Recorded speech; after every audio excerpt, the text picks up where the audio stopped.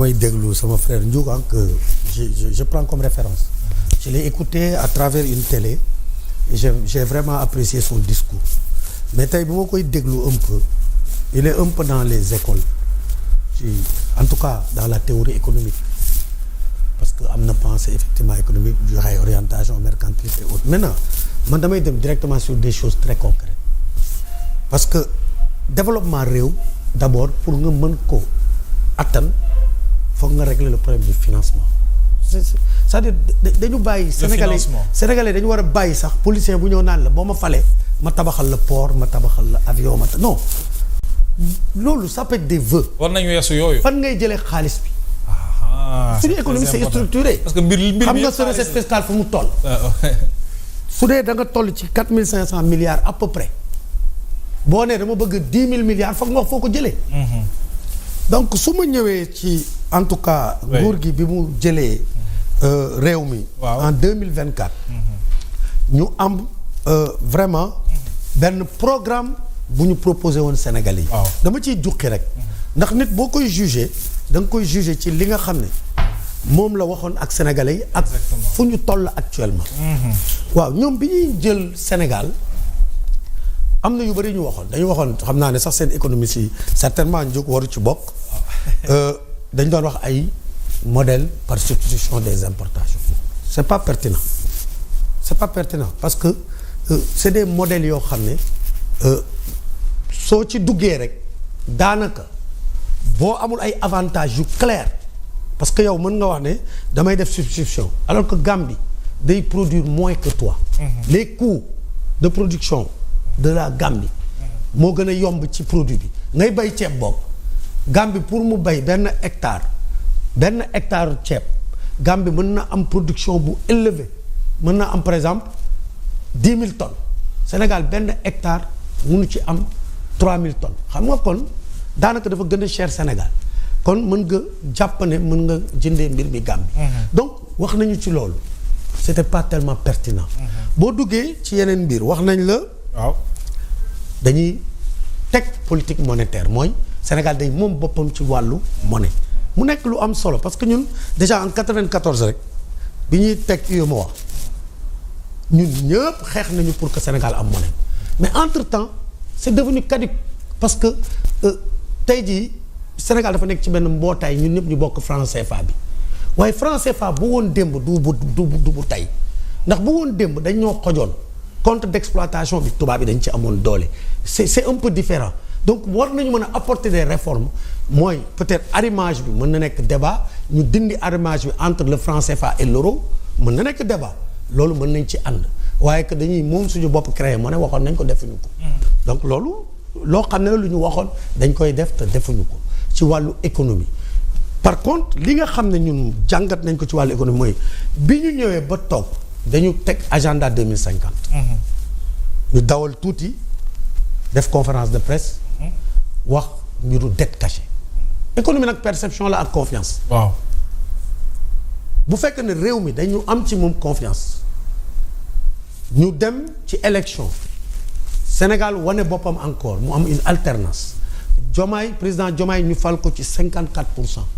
waaw nga xëy suba ne man confiance bi ngeen am ci man ngeen yaakaar ne man or la man duma or man bronze la perception économique boobu boo ko wane ne yow bronze nga ci ni ma ko mën waxee mooy yow xànjar nga ñëpp jàpp na yow or nga ne man xànjar la boo ko waxee rek dafay am ay njeexital yi muy indi mooy accès ci financement dafay jafe ci yow oui quand même loolu moo indi Sénégal parce que suñu réew yi amuñu doole wax na ko léegi 4500 milliards de recettes fiscales et de recettes non fiscales ngay am loolu titre 1 bi mooy les charges financières boo ko génnee 1000 et quelques milliards la ñoom 570 milliards lañ ko fekk ils l'ont multiplié par 2 en 2 ans mooy li ñuy fay comme service de la dette mooy les charges financières liées à l'endettement même bu ma leen nangulee 119% yi ñu waxoon ñoom ñu ngi ci 130% mooy ñoom seen ni ñuy dawee ci bor bi moo ëpp doole Macky Sall luñ ko mënti jiiñ ci bor ñoom tey ni ñuy dawee balaa ñuy def genn wàll lu fi Macky Sall di def dinañu raw Macky Sall lu jéggi dayoo donc le service de la dette c'était 570 milliards en 2024 ñoom bi ñuy ñëw ñoom ils l'ont amené daaw à peu près dans la loi des finances initiale à 840 milliards mais bi ñuy dem bay pare ba exécuter budget bi ils étaient à peu près à 900 milliards. Cette année il prévoit d'être à 1000 et quelques milliards titre 1 boo ko génnee ci 4500 milliards loolu dafa dese 1000 milliards 3500 nga dindi ci titre 2 mooy les salaires 1400 milliards lan moo fa des ci 3500 2000 moo fay des achat de biens et services plus les transferts mooy le titre 4 au secteur parapublic boo ko ci dindee la fay des du mot 200 milliards waaw investissement ñëwagul waaw loolu moo indi tey Sénégal du ay question ay redressement non mooy parce que notre économie a que deux mamelles pour se financer mooy les recettes fiscales et le financement par emprunt or ñoom déjà financement par emprunt bi la ñu njëkk décrier may rappeler Mohamed 2021 Macky Sall ci boppam commandité na benn évaluation de la dette par la Cour des comptes rapport 2021 bi mu génnee sur l'état de la dette au Sénégal te daf la wax ne la Sénégal comptabilité suñu système de comptabilité bi xarañul baaxul joxe ay recommandations wax na la ne Sénégal maîtriser wul li mu am ci dette exactement am nañu ay dettes bancaires yu ñuy fàtte c'est-à-dire que dafa am laxisme dans la gestion budgétaire. mu rigueur quoi. loolu c'est même pas lié à Macky Sall Abdoulaye Wade bi muy jël pouvoir bi dem nañu Côte d'Ivoire pour am as tuut li ñu am comme système intégré des finances publiques mooy dañu daanaka suñu système d'information budgétaire baaxul. donc loolu ñëpp mën nañ ko comprendre. très bien que nga am ay écart ak yooyu waaye ñoom. nañ ko approche bañ ca demee politiser ko. waaw wax mu indi. tous les bailleurs rétracté wu. beneen mbir bi. ñu ñëw arrêté BTP bi. waaw BTP loolu lañ jàng en économie ah. Sénégal suñu croissance économique services yi wax na ci dëgg mais BTP daf ci am solo l'économie on l'arrête pas du oto booy fay moteur bi ñëw taalaat dafay créer ay effets cumulativement. c'est ça parce que imaginez yow Moustapha Mohamed woy nga yor sa entreprise bâtiment dem leb banque pour def R+10.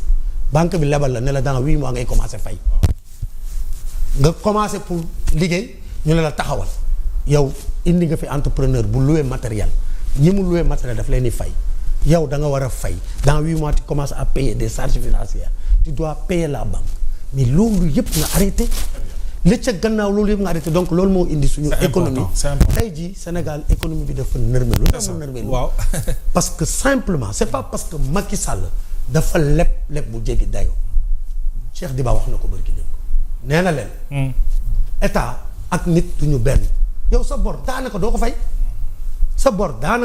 man maa ko wax état du fay borom parce que boo amee boru 3000 milliards tey déwén nga leb si am besoin de 2000 milliards da ngay dem leb 5000 milliards ñoom loolu la ñuy def dañuy am besoin de 1000 dañuy war a gérer le financement du déficit budgétaire qui se situe à 1695 milliards war a fay bor qui se situe à 4000 et quelques milliards muy 6000 milliards dañ koy dem leb. très bien déwén ñu dem leb 12000 milliards. c'est ça waaw état tant que àddina tukkiwul. ñëpp am ci yow confiance. nga sol sa grand boubou bu rafet taxaw. mën naa koo leb mu lebal. waaw nga ñëw ne man xànjar laa loolu moo dugal Sénégal. très bien li nga xam fa lay daanele. oui moo dugal Sénégal mu dem bay frôler la cessation de paiement. moo indil Sénégal ay obligation bi dégringolé sur le plan international mooy même boo koy jaay dañ ciy am problème parce que ña lay wóolu pour jël tey obligation Sénégal soo demee ci marché secondaire bi certainement flux d'échange bi du am doole parce que les gens peuvent ne pas avoir confiance loolu sax moo indi état bi tey dem def waxtaan gré à gré signer un contrat pour pouvoir refinancer sa dette à travers le swap bi ñuy wax. moom la ñuy wax l'emprunt non divulgué là alors dina ñëw. waaw loolu moo indi situation donc am Sénégal solo dafa tar actuellement. c'est important tey Cheikh Diba dañ ko war a yërëm. il vit des situations très difficiles. Le Sénégal vit une situation très bien alors xam naa dinañ permettre ñoom Mor Gassama après ñu ñëw ci date.